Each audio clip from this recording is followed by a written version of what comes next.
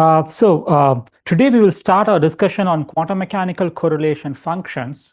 So we'll branch off from classical coherence to quantum coherence, quantum theory of optical, from classical theory of optical coherence to quantum theory of optical coherence. But before we do that, just want to answer a question that was asked last time. The question is the following. So you take the light that the light in your room, the source of light, the tube light, the white light, it's an incoherent source. Now, can such a source be modeled using Gaussian shell model? Can such a source be characterized by or described using a Gaussian shell model? The answer is yes, you can use the Gaussian shell model to describe any source, because let us recall that the cross-spectral density of the Gaussian shell model source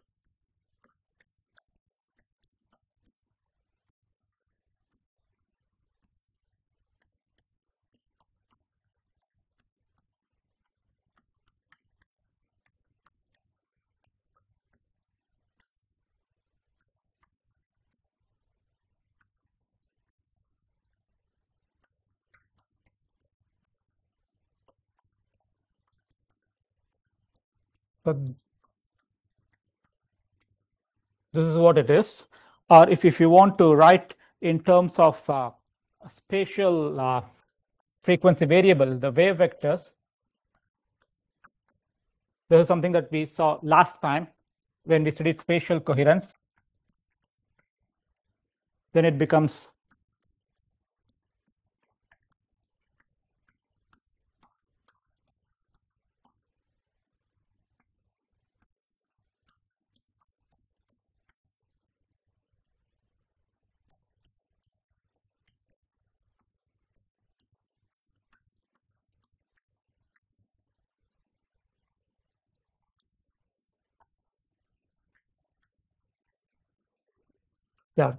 this is the Gaussian shell model source.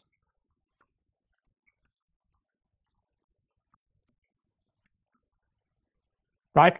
So now, in the limit omega c approaching 0 or delta c approaching 0, this corresponds to the cross correlation function or cross spectral density of an incoherent source. So to model an incoherent source, this omega c and delta c should be extremely small. In the ideal case, they approach 0, in which case you get a delta function. In the limit delta c approaching 0, the second exponent becomes a delta function. Likewise, in the limit omega c approaching 0, this exponent becomes this exponential function becomes a delta function.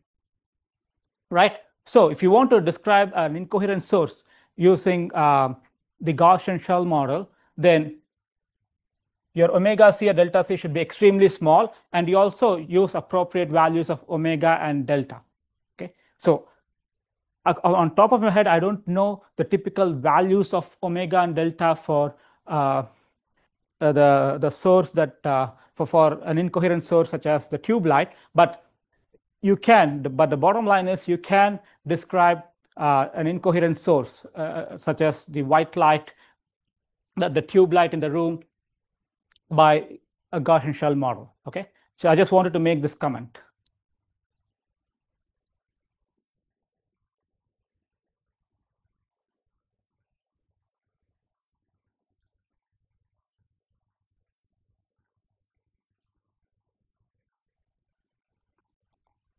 Okay, so now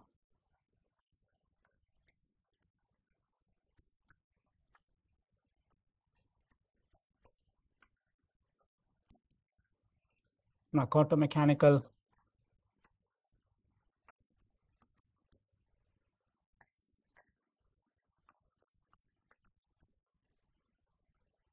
So the electric field in quantum mechanics or quantum optics is represented by an operator. So in classical optics, in classical physics, these quantities are described by functions.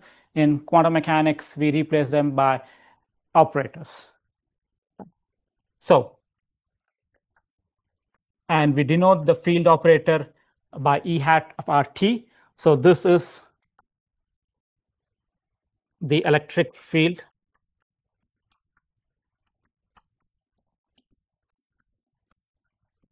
operator. And since electric field is a real physical quantity, it must be Hermitian, and its eigenvalues are real, right? So we represent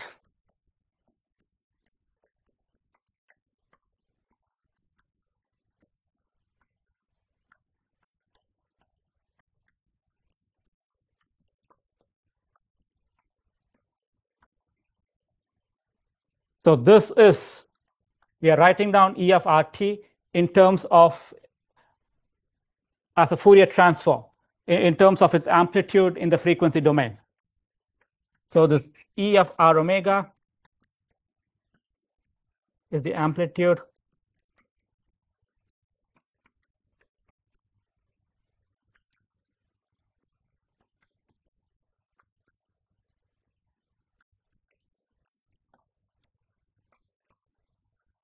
of frequency domain.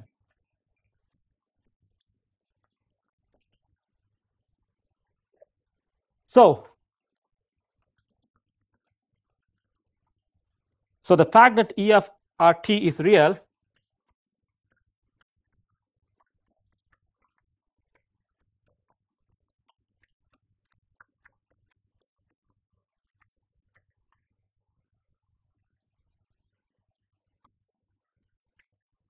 ensures that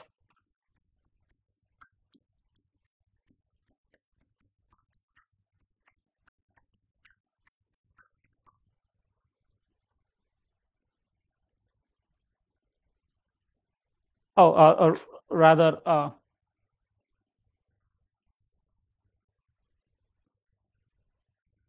E of RT is Hermitian.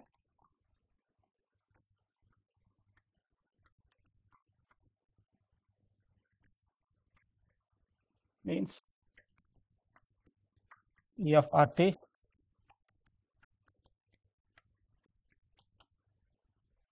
so this implies that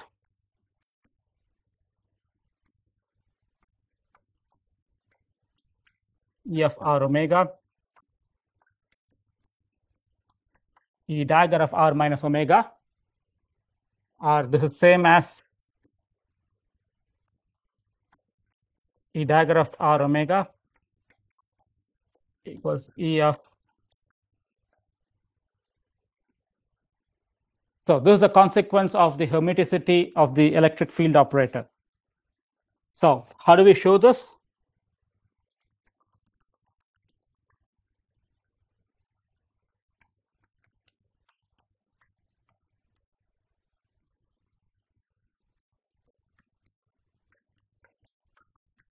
The electric field is the electric field operator is Hermitian, so which means E of RT equals E dagger of RT. So let us formally write down the expression for the electric field in terms of its Fourier transform. So E of RT is E of R omega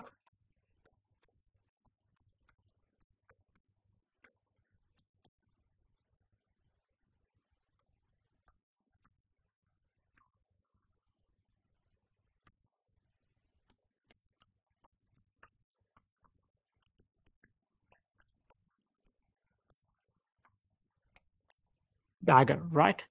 So which means there's nothing but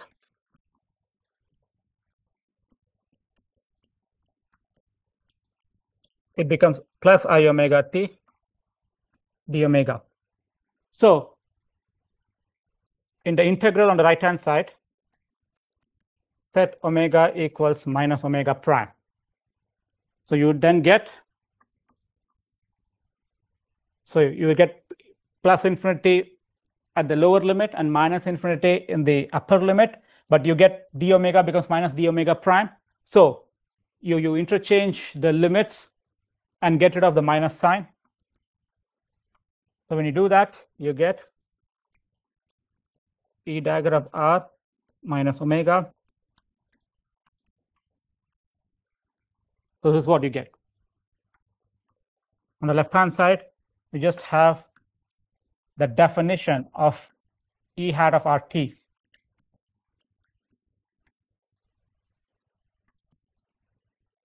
So now the left hand side will be equal to right hand side if the integrands are the same on both sides. Okay. Are the same as E dagger of R omega E of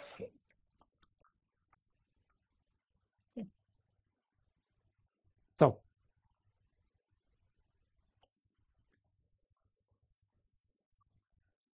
that's what it is. So now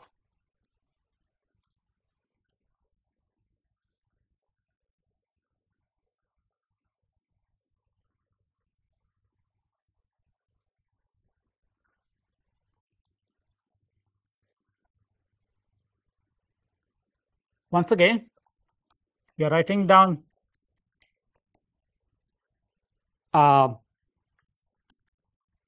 E of RT, E hat of RT, the operator in terms of its Fourier transform. Now what we want to do is to show how similar it is to the complex analytic signal representation that we studied in classical coherence, in when we studied classical theory of optical coherence. Okay, so what you do is you are going to split this integral into two, one going from minus infinity to 0,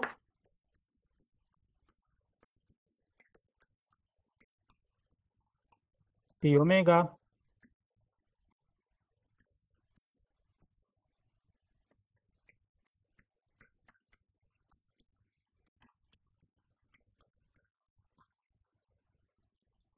now once again in the first integral set omega equals minus omega prime. So we play the same game. We get E of R minus omega e power I omega t d omega 0 to infinity omega. So this is what we get. But E of R minus omega is E dagger of R omega, right? So we make use of that property.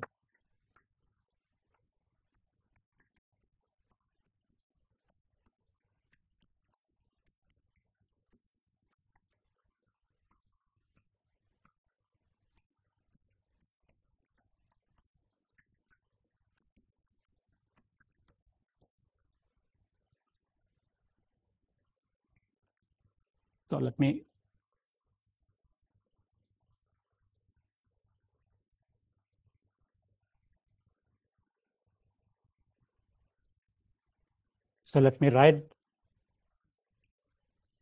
E of R omega equals E dagger of, we'll just box this and write it at a corner.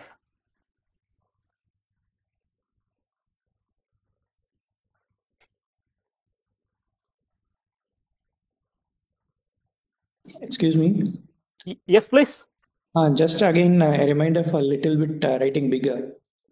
Okay, sure. So yeah, now it's okay. Now it's okay. But after this, because sure. Thank you.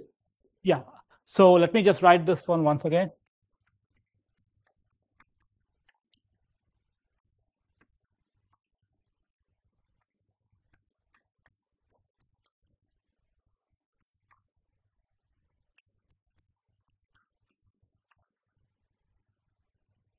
Yeah.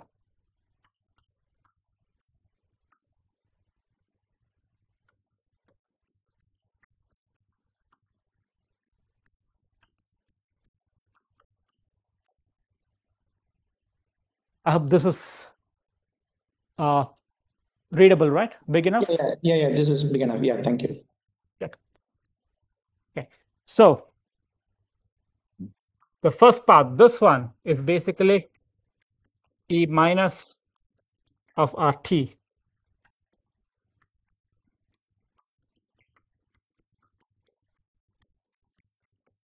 This is E plus of our T. So this is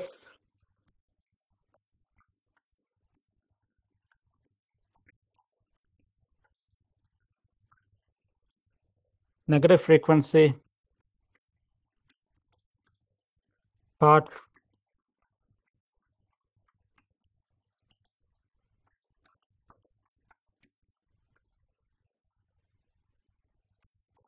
and this is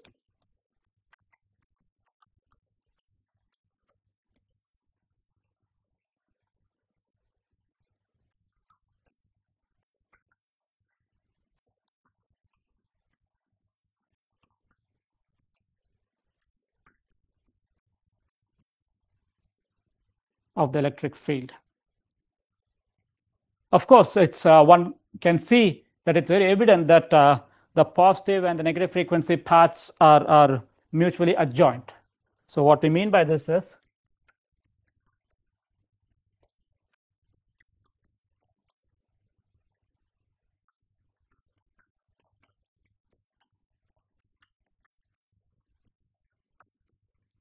that's what it is.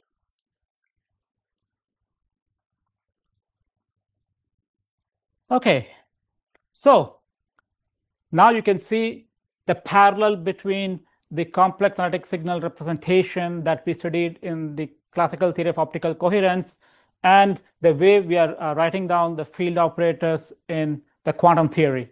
So even here, the field operator can be decomposed into two parts, one corresponding to the negative frequency and the other one corresponding to the positive frequency.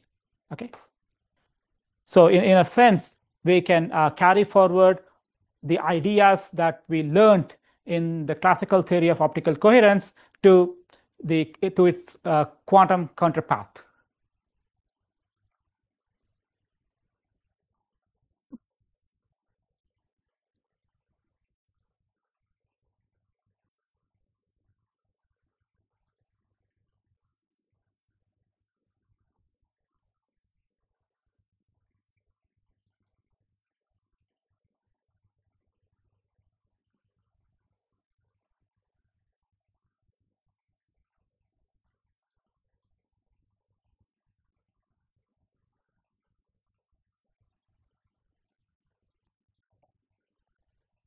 Okay, so now the next thing that we want to discuss is what. So in the classical theory of optical coherence, we defined intensity in terms of correlation functions. We defined cross correlation functions, cross spectral density, so on and so forth.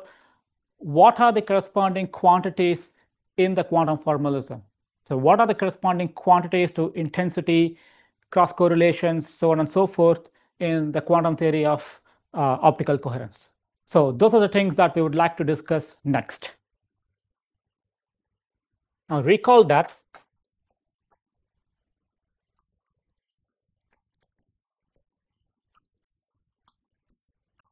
now if you have a state that has n photons, and if you act the annihilation operator on that state, you get this, right? So which means the act of an annihilation operator on a state with n photons produces a state with n minus 1 photons, right? And of course, we know that the annihilation operator acting on a vacuum, on the vacuum is 0. It gives nothing. Likewise,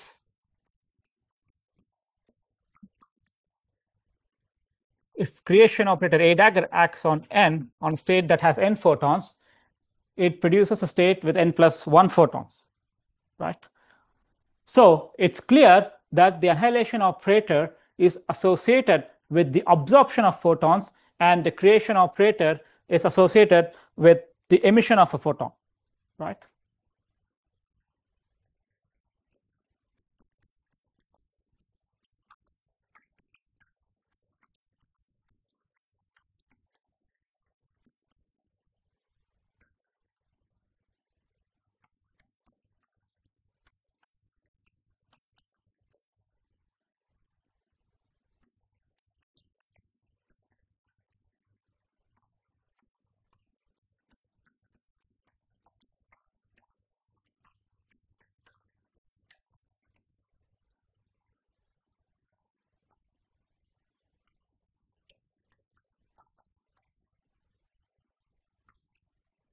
Yeah.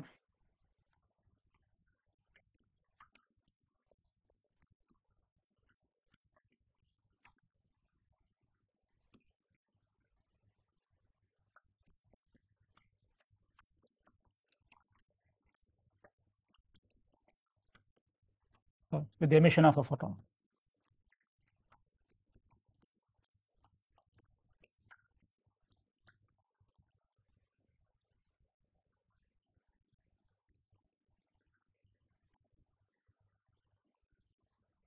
So another point to keep in mind is that this E plus of RT, the positive frequency part of the field operator, plays the same role as what the analytical signal does in the classical formalism. And furthermore, we will see that this one, this E plus of RT. So one more thing is even the correlation functions in quantum optics will be defined in terms of E minus and E plus, E minus of RT and E plus of RT. Okay, we will see that.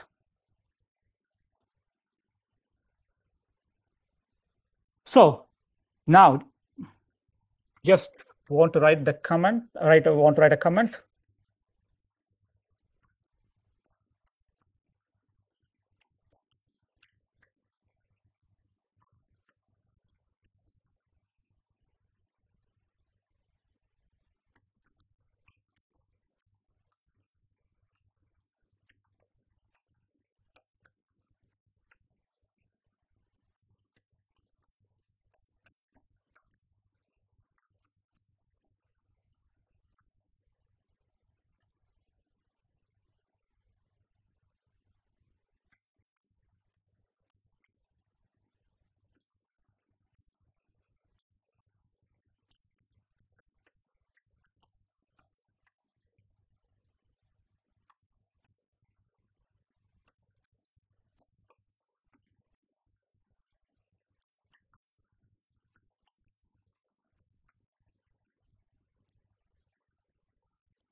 Okay, so now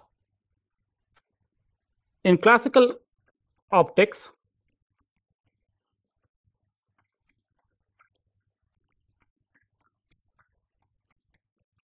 there is something that we have seen a lot.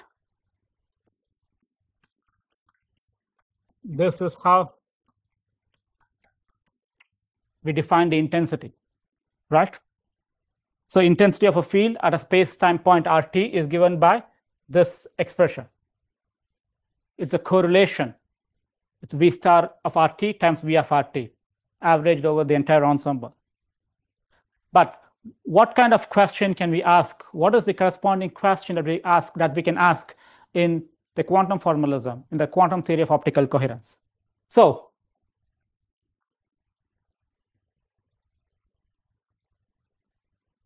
or let me write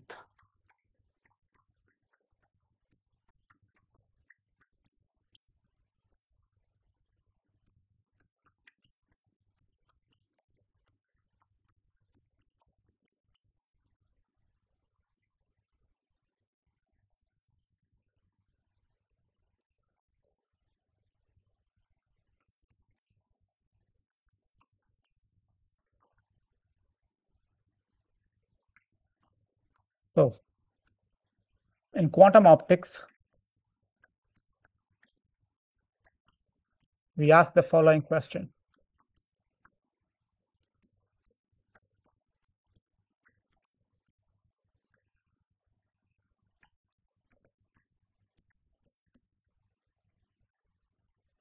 So what is the probability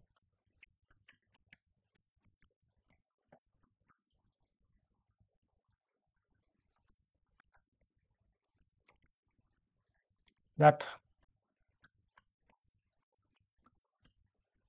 photon is absorbed at the space-time point? Okay, so this is the question that we want to address next. So because in quantum optics, we always talk in terms of the probability of absorption or emission of photons and the photon counting rate. How many photons are we able to count in a given interval of time? How many photons does the detector capture? Okay.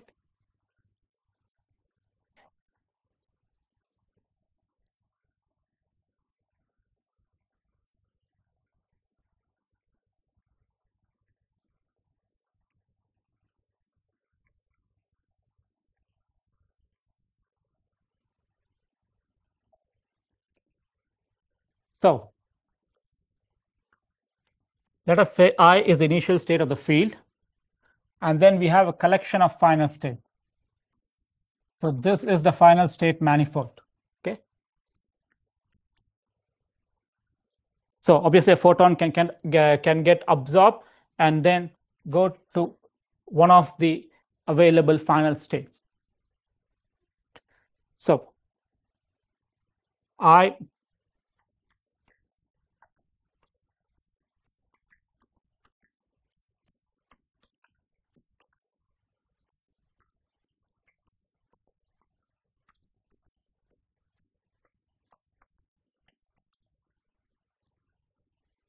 so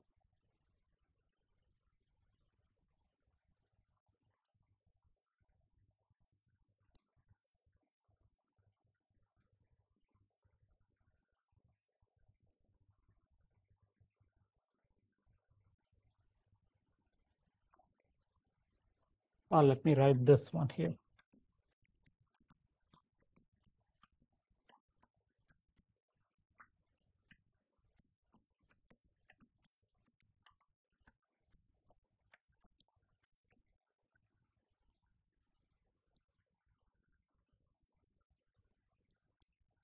The probability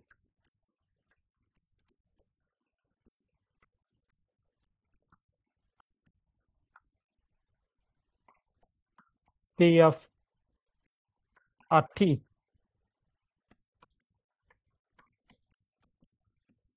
that the field makes a transition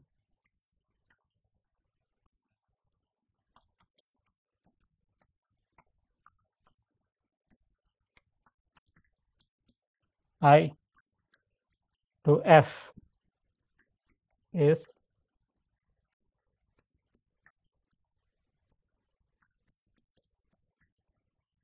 P of RT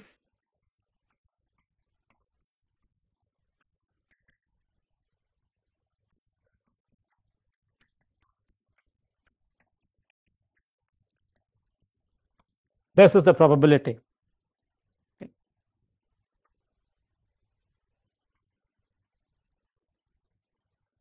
Right.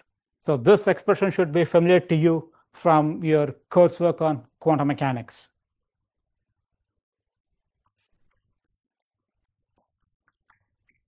Or if you just write down this mod squared as the conjugate, the quantity times its conjugate, we get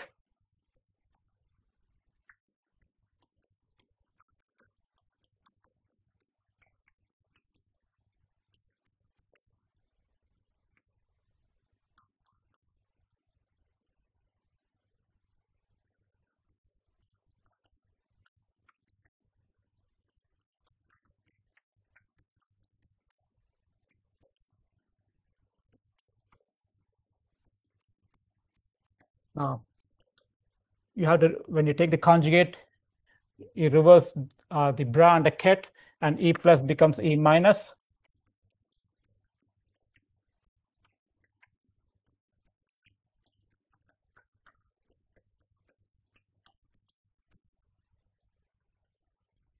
Now, the set of final states form a complete set. So the final state manifold forms a complete set. So which means you can write this as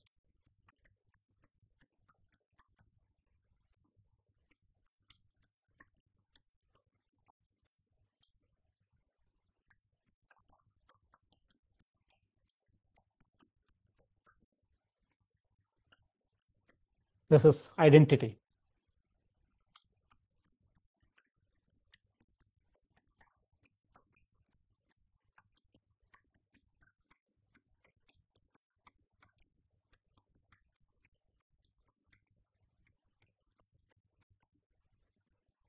So this is what you have. So this is the expression for probability. So this is the photon absorption probability.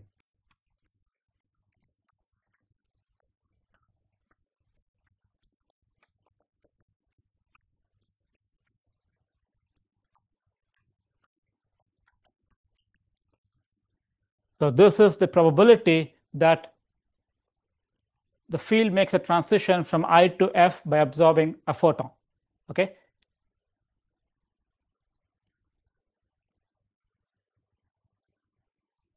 So basically, this is the expectation value of E minus of RT and E plus of RT taken over the initial state I.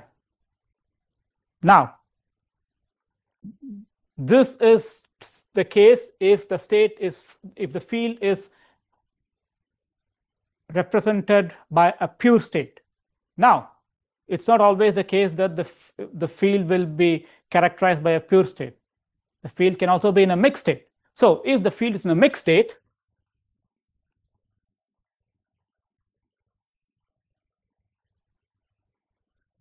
in that case,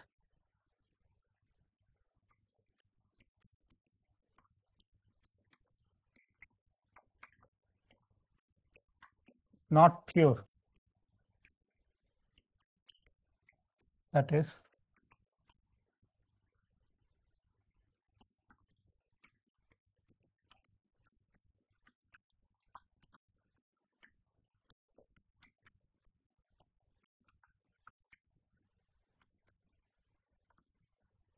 then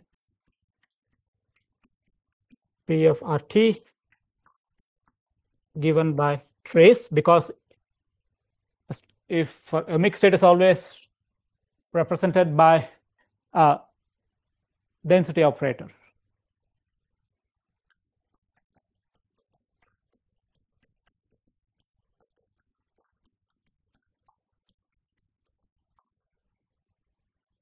Okay.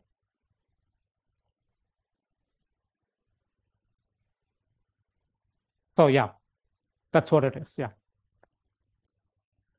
So in some sense, the operator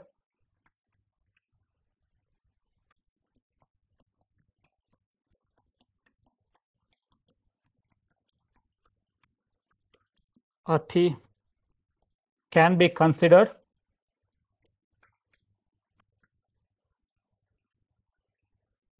as the instantaneous photon intensity operator.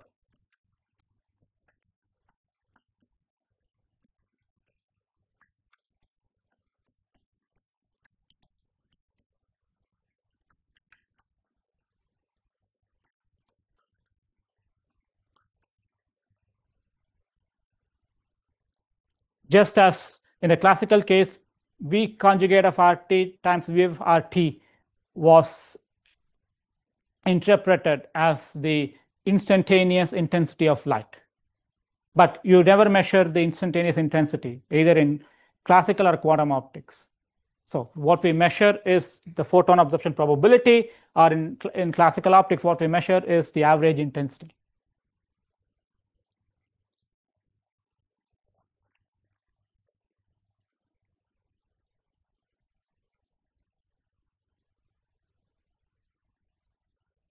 So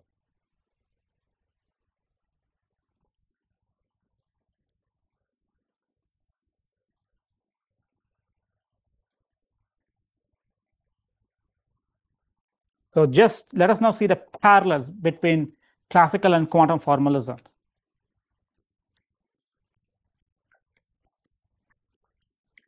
So this is the most general expression.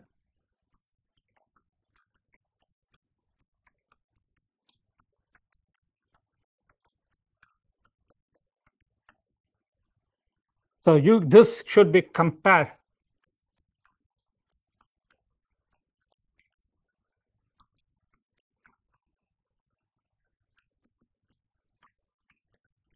with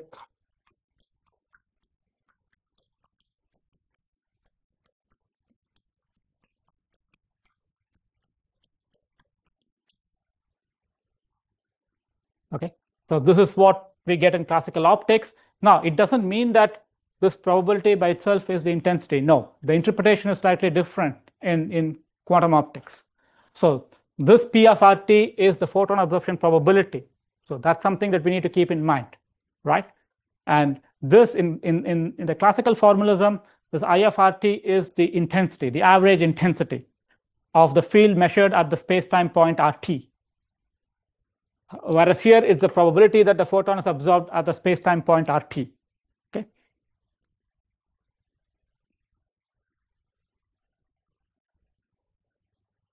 So now, how do we define correlation function?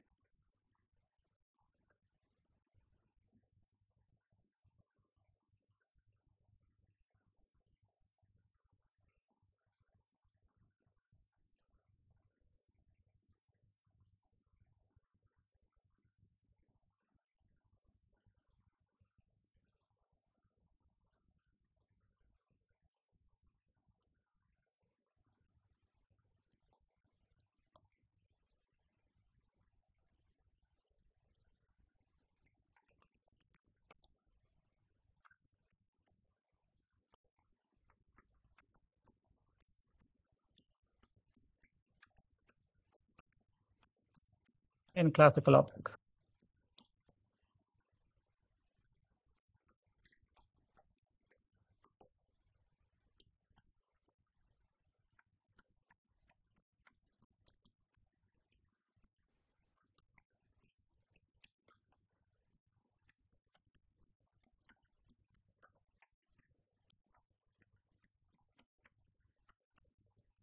Okay. So this is how we defined the cross correlation function. How that is how the field is correlated at two space-time points. How the field at R1 T1 is correlated to the field at R2 T2, right? Now, how do we define correlation in quantum optics?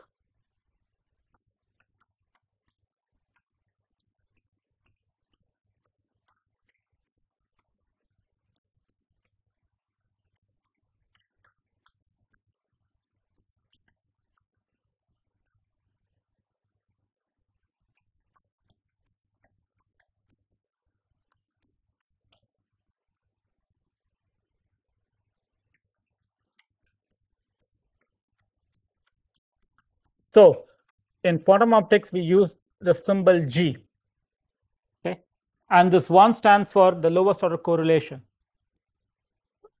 because in principle we can always define, just as in classical optics, we can always define correlation functions to any order.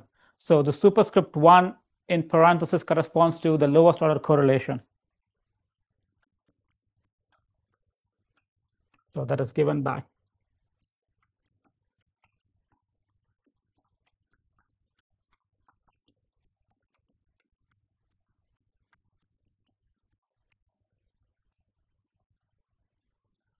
So this plays the same role as gamma, as the role that gamma plays in classical optics, right? All right. Okay, so today we are basically defining the relevant quantities in the quantum formalism and trying to see the parallels between the classical framework and the quantum framework. So next, how do we describe interference within the quantum mechanical description? More specifically, how do we describe single photon interference in the quantum mechanical framework? So that's what we will discuss next.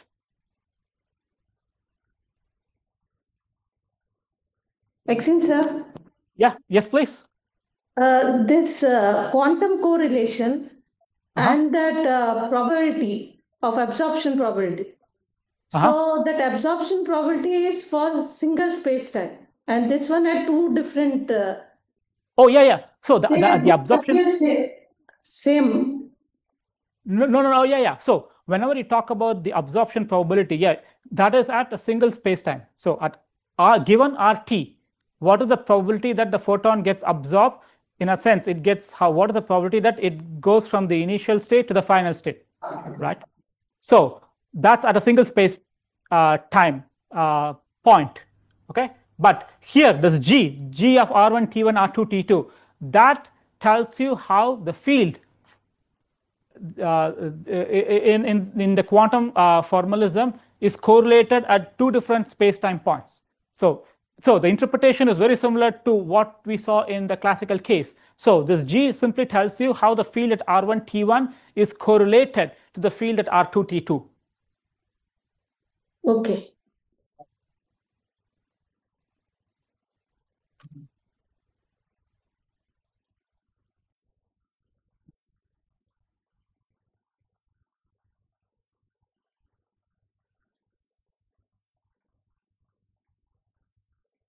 So here you can see that except that the analytic signals are replaced by operators.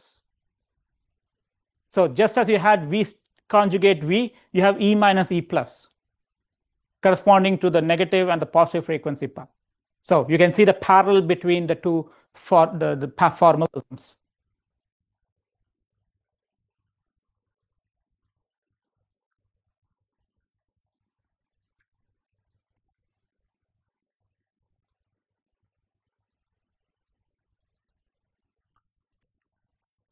Now,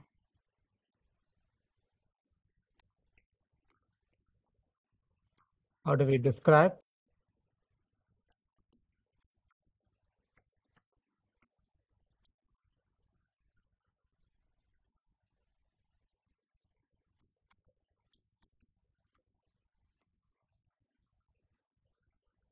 A quantum formalism.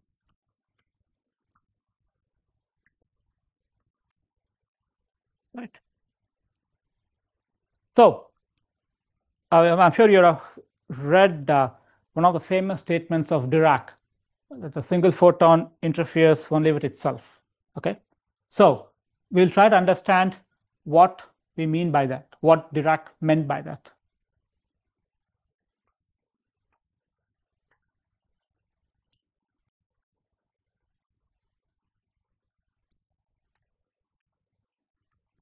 This is the source.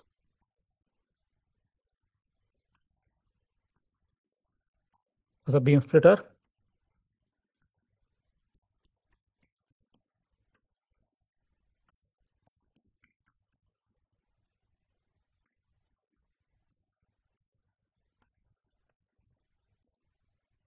So this is a mirror, we call it M1, M2. This is a beam splitter. So BS means beam splitter.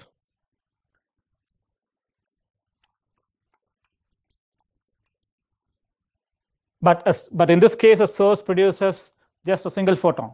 Okay, it's not a classical field. What comes out of the source is just one photon.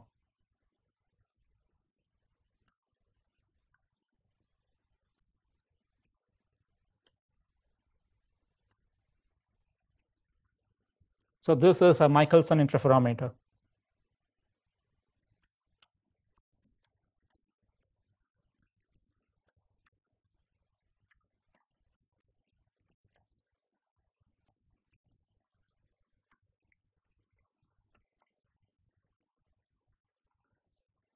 So in the classical case,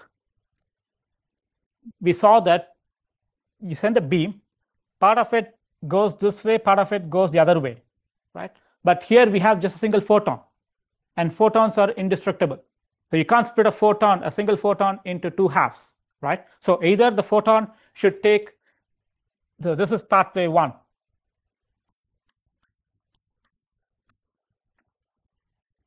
And this is pathway 2.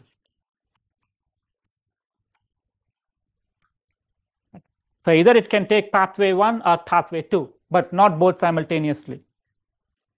So let us just draw the two pathways for clarity.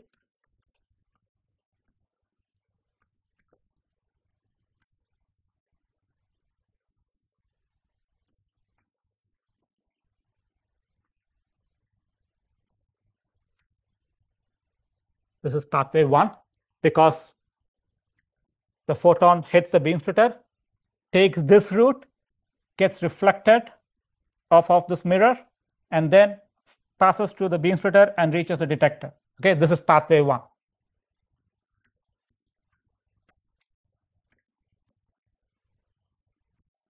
Now, pathway 2 is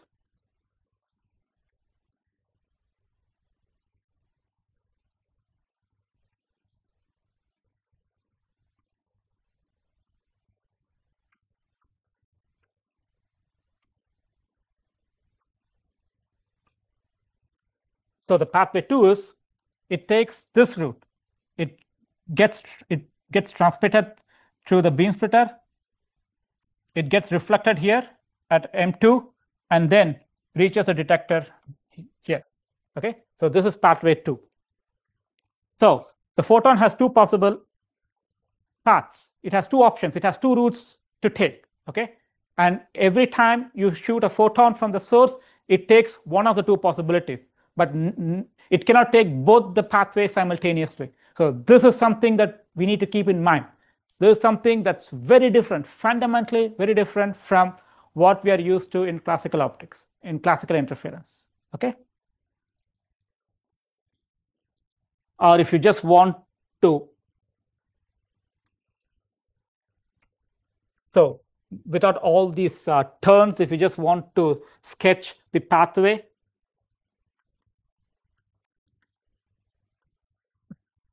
so this is 1, this is 2. Obviously, there is, you need, for interference, you need a difference in path length. So this is L1 and CT1. L2 is CT2. Okay, this part is very similar to what we saw in classical interference. So what is common to both classical and quantum interferometry is the fact that you need a path difference to observe interference. So there should be a difference in the path length for the 2 pathways, even in the quantum mechanical setting. Okay. Of course, in quantum mechanics, interference is also described in terms of the indistinguishability argument. So according to which interference takes place only if the 2 alternatives are identical. And in terms of coherence, we say that interference takes place if the 2 pathways are coherent. But that's just a technical argument. Now we will review the quantum mechanical treatment of temporal single photon interference using this Michelson interferometer.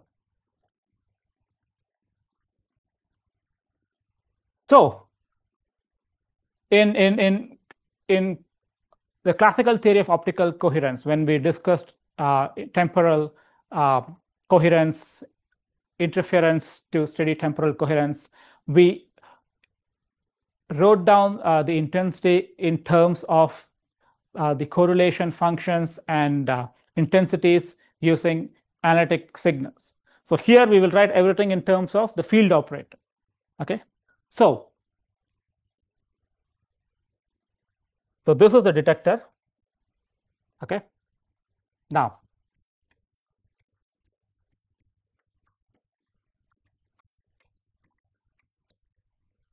so the electric field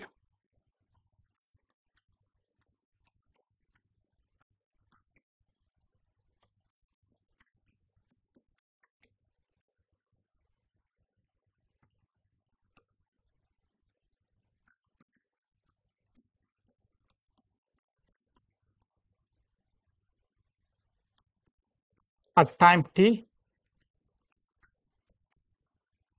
and located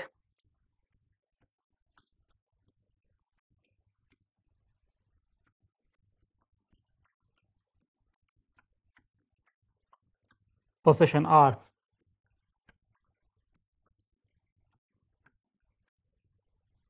By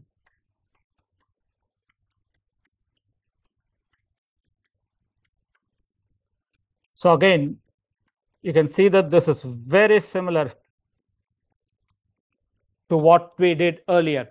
So R naught is the location of the source. K1 and K2 are complex constants.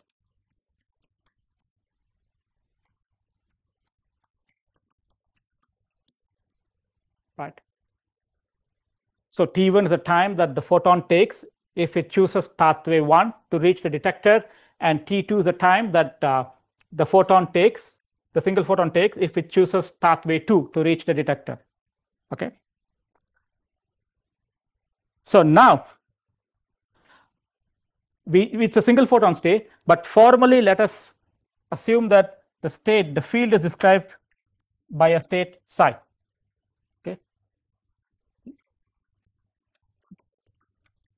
We are just trying to be quite formal here.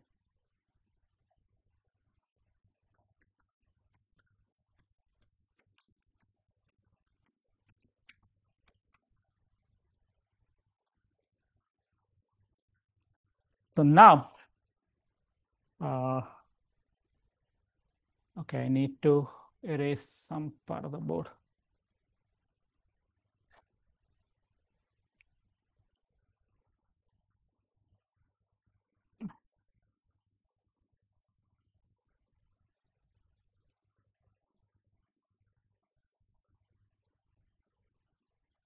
Okay, let me just rewrite this one.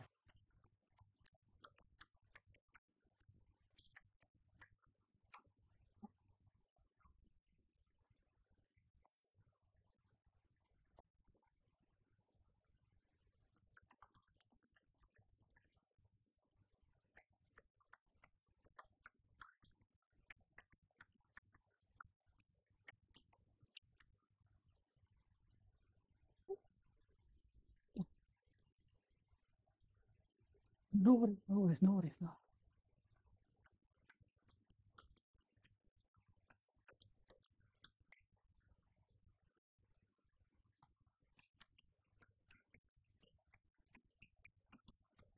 I'm just going to rewrite, I'm just rewriting the expression over there so that we can use the whole board.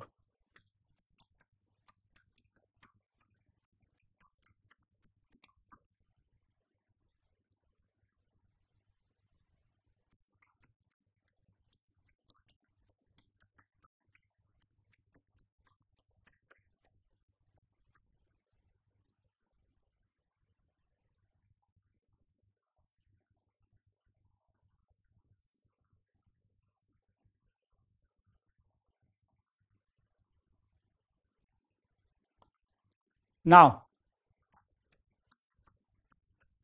the probability of detecting a photon at a detector at the space-time point RT is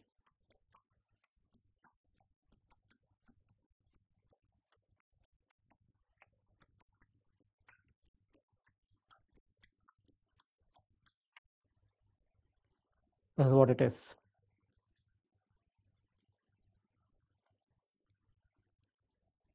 So this is E plus of RT. So E minus of RT will be K1 conjugate.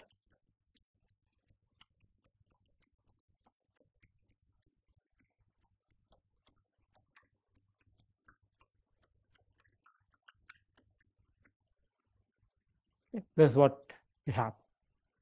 So now all we have to do is explicitly substitute for E minus of RT and E plus of RT and then expand everything out.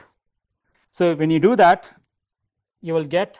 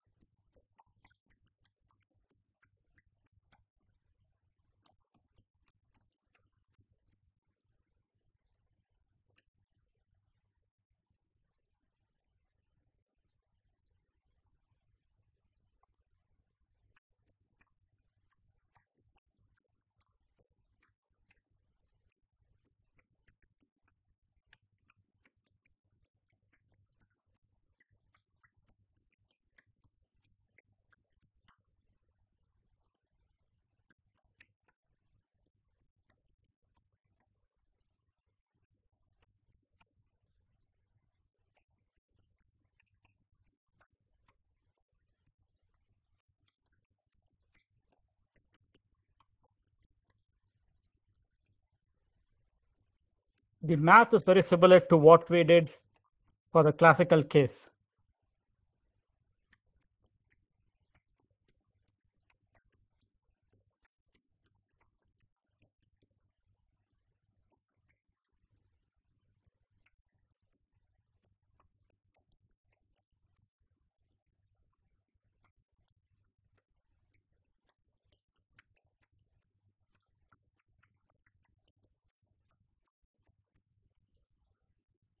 So this is what it is.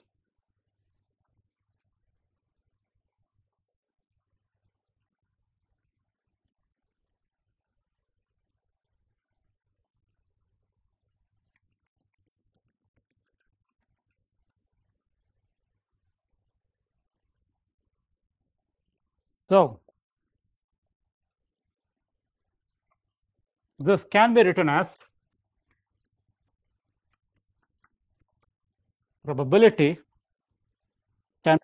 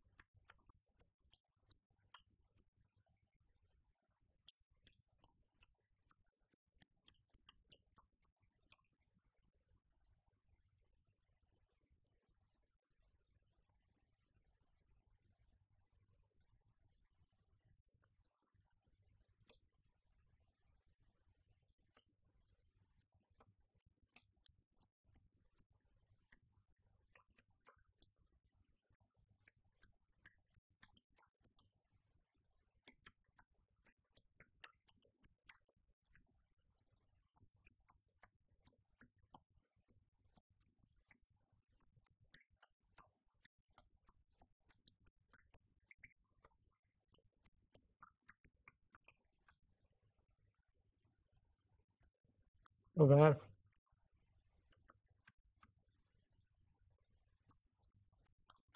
we have just the first term.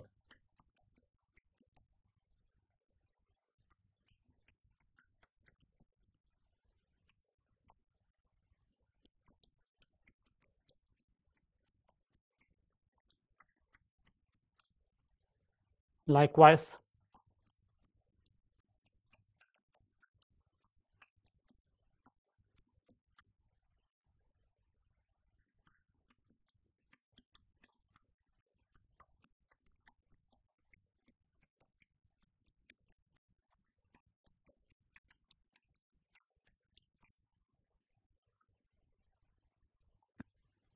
so now G of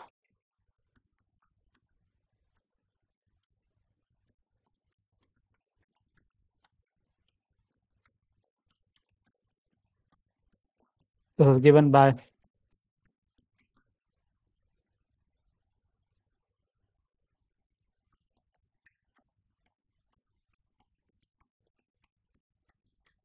so this is how you define the correlation function.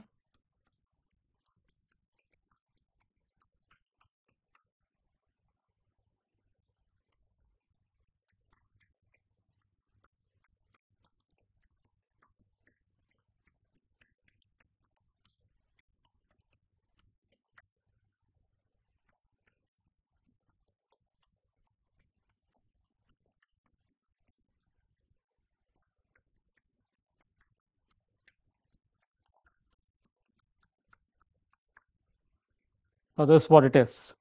Now,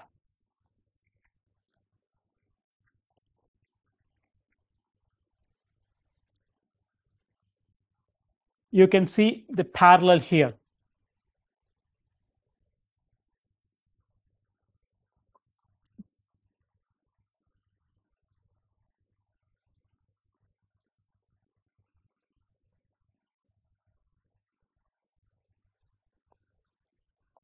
So recall that in the classical case, this is what we had.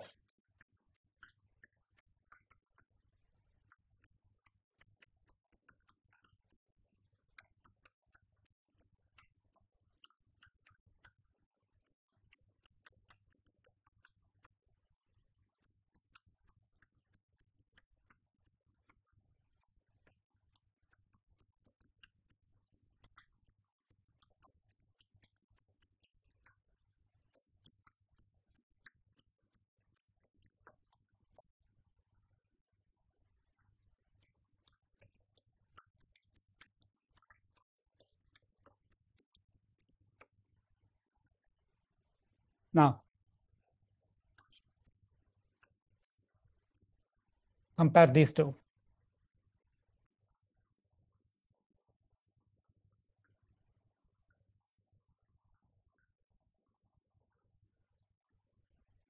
This is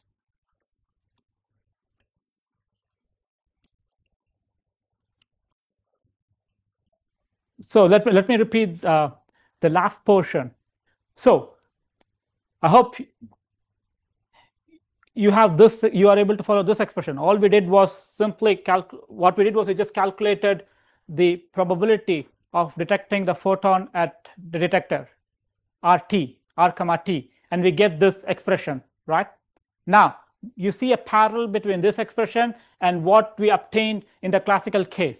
So in the classical case, this was the expression for intensity that we obtained. You might recall, you might have this expression in your notes, right? Now, you see the correspondence between the classical case and the quantum case. Mathematically, they look very similar. Okay, but the interpretation is different. So here in the quantum mechanical case, we are dealing with a single photon. The interference here is actually the interference between two possible pathways, because we only have one photon. Now, photons are indestructible. You can't split a single photon into two halves. So what is interfering in the quantum formalism when we have just one photon is the interference is between the two possible alternatives. Basically, the interference is between the two possible alternatives that the photon has to reach the detector. Okay.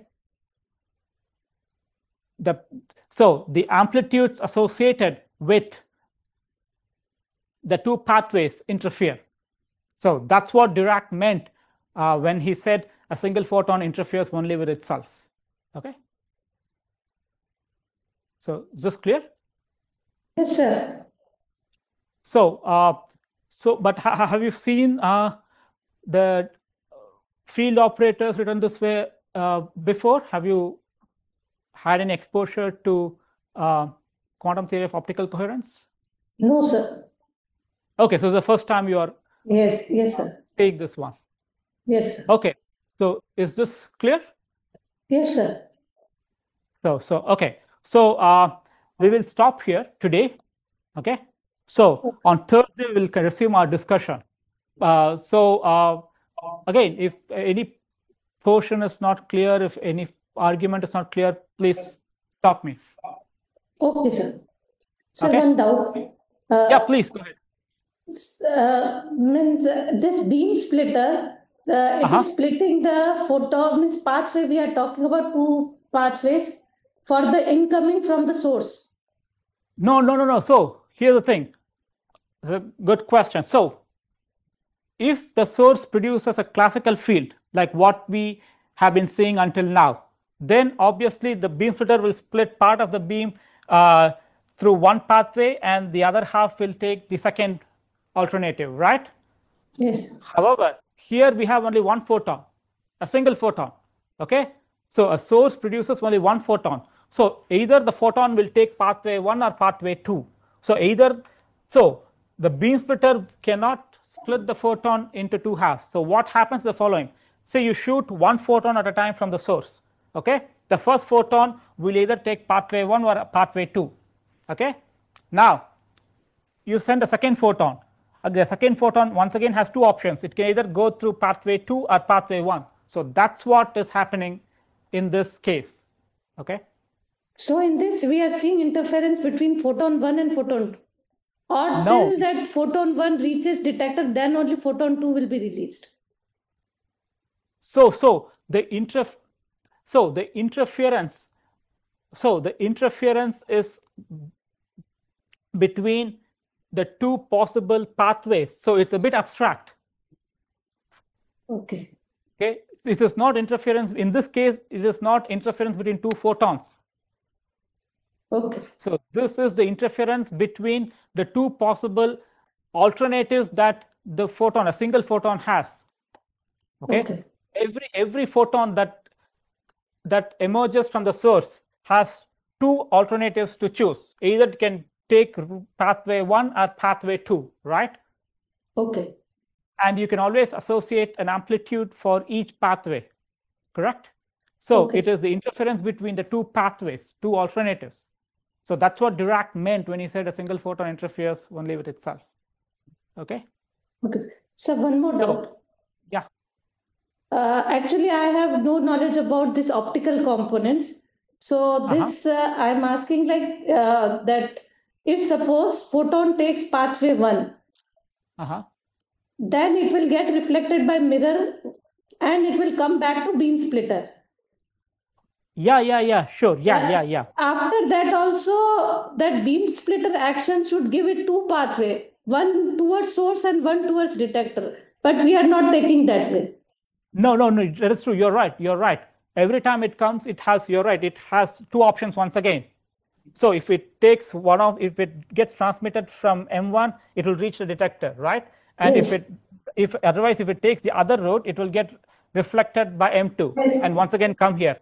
But for the purpose of this discussion, we are just assuming that from here it reaches the detector, because Okay. all those things, the physics doesn't change, because all those things will only all those variations will get absorbed in your constants K1 and K2, because your but in that K2 case, path difference will be more, no? Yeah, that is true. So basically, that is true. But as long as the path difference, the path length is this delta L is C tau C, correct? This is the coherence time, correct? Okay. So as long as the path difference, or this is nothing but the coherence length, as long as your delta L is less than or equal to delta C, you will get interference. Okay. Now, when this happens, so you're right. So if it turns out that this back reflections and transmissions back and forth end up resulting in a path length or a delta L, a difference in path length longer than the coherence length, then you won't observe interference, because they are, in that case, the system has gone beyond the range of coherence. Okay, sir. So that's what is happening. Okay. Okay. So any other question? No, sir.